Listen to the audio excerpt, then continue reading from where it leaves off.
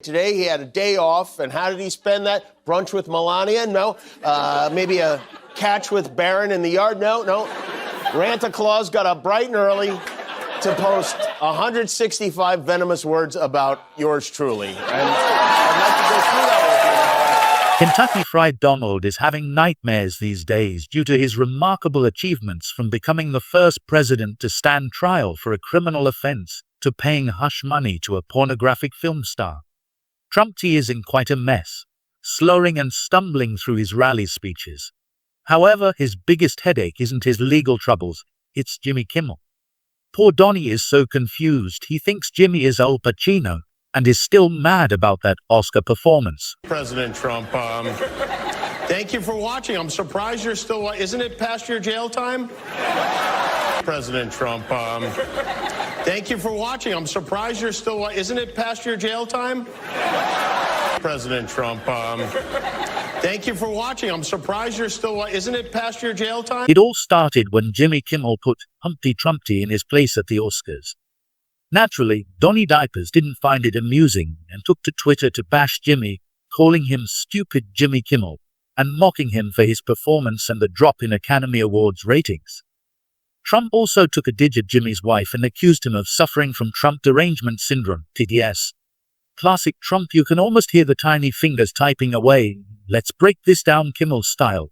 According to Donnie, Kimmel's worst offense wasn't just airing Trump's truths on TV, it was forgetting to say, and the winner is, yeah. Because that's the real tragedy here, right? Not the hush money scandal or the criminal charges. And who can forget Trump's expert critique on hosting skills? This from the guy who thinks hosting a rally means spewing nonsense for hours. Jimmy, you may have had a rough night at the Oscars, but at least you didn't get impeached twice. Trump's so worked up, he thinks Jimmy is still mad at him for something that happened ages ago. Sorry, Donnie, Jimmy's just busy making people laugh, not plotting revenge. Maybe you should take notes on how to do your job without becoming a national punchline. Oh wait, too late. But Jimmy turned the tables on Grumpy and his so-called world-class fact-checkers, thoroughly taking them to the cleaners. And just do a fact check line by line, starting with stupid Jimmy Kimmel. All right, that part might be true. This is how you handle humor, orange turd. But that's not in Donald's vocabulary, because he's always pissed. Actually, Donnie is the one suffering from Kimmel derangement syndrome. Jimmy went one step ahead, and you won't believe how he ripped apart Donut Rump, who still hasn't recovered from his horrendous performance and big ratings drop as host of the Academy Awards. Oh, that's weird, because I read in the news that the ratings went up this year. Americans tuning in, it looks like Donnie Diapers needs a new pair of glasses to see the real numbers. Maybe next time, Grumpy, stick to reality instead of your alternative facts. He would make everybody on stage look bigger, stronger, and more glamorous, blah, blah, blah, make America great again. This level of fact distortion is on par with the wild tales he spins at his rallies. Maybe he should try stand-up comedy instead. I mean, he's already got the clown part down pat. But hey, why stop at the Oscars? Maybe next he'll claim that his hair is real and that his suits aren't just disguising his insecurity. Or perhaps he'll announce that he's discovered a portal to an alternate universe where he's actually popular. Oh wait, he's been saying that one for years. In any case, keep him coming, Donnie. We could all use a good laugh at your expense, of course. Especially when he showed he suffered from TDS, commonly known as Trump derangement syndrome. Well, now that is false. And there's only one person who suffered from Trump derangement syndrome. His name is Donald Trump, okay? Jimmy never misses a beat, does he? His wit is sharper than a freshly honed pencil. Trump derangement syndrome, please. The only one suffering from that is the man who tweets at 3 o'clock about crowd sizes. I didn't present the award for Best Picture.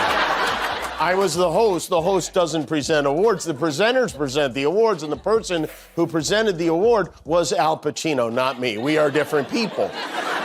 And let's talk about Jimmy's truth bomb, reading it on air for the entire world. That's like broadcasting the recipe for disaster. But hey, at least he cleared up the confusion about presenting the award for Best Picture. I mean, mistaking Jimmy Kimmel for Al Pacino? That's like mistaking a hamster for a hippopotamus.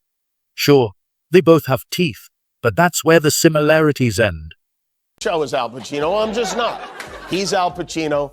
I'm me. You'd think he would know that because I'm pretty sure say hello to my little friend is what he said to Stormy Daniels that got him in all this trouble. Moving ahead, so Trump tweeted, thinking he'd land a zinger, but instead he belly flopped into the pool of comedy.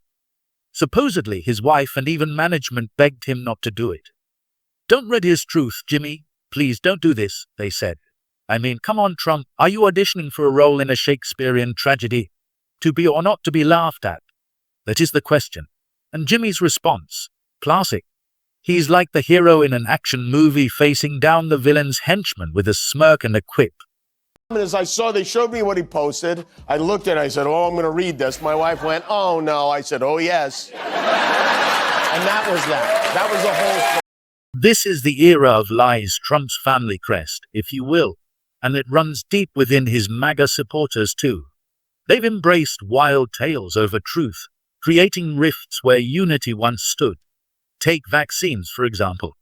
While the world worked to fight COVID-19 with vaccines, Trump's followers feared being tracked or controlled. On economic matters, they turned a blind eye, cheering Trump on despite worsening conditions. In international relations, Trump's approach resembled a bull in a china shop, damaging alliances and undermining diplomacy. We were trapped in Trump's America, where truth seemed to have lost its way, but Connell McDonald, instead of focusing on how not to con America, he's still worried about the Oscars. Trump looms on the horizon like a dark cloud, threatening the very fabric of our society. He shows no regard for our judges, our media, our journalists, or even the people themselves. He's like a power-hungry wolf, always looking for his next meal, caring little for who he tramples along the way. While Trump is busy patting his own pockets, Biden is out there fighting for the little guy. He's like the friendly neighborhood superhero swooping in to save the day, while Trump sits in his ivory tower counting his gold coins. But it's not just about money and power, it's about basic decency. Trump's behavior is like a slap in the face to everything we hold dear. He insults our judges, belittles our journalists, and divides our nation with his hateful rhetoric. It's like he's trying to tear us apart from the inside out like a virus, infecting the body politic meanwhile. Biden is like a breath of fresh air, a beacon of hope in these troubled times. He's like the wise old sage guiding us towards a brighter future with his steady hand and compassionate heart. And let's not forget about Trump's disregard for the truth. He's like a pathological liar, spinning tall tales faster than a spider spins its web. He'll say anything to get what he wants, regardless of who gets hurt in the process. Biden, on the other hand, is like a shining beacon of honesty and integrity.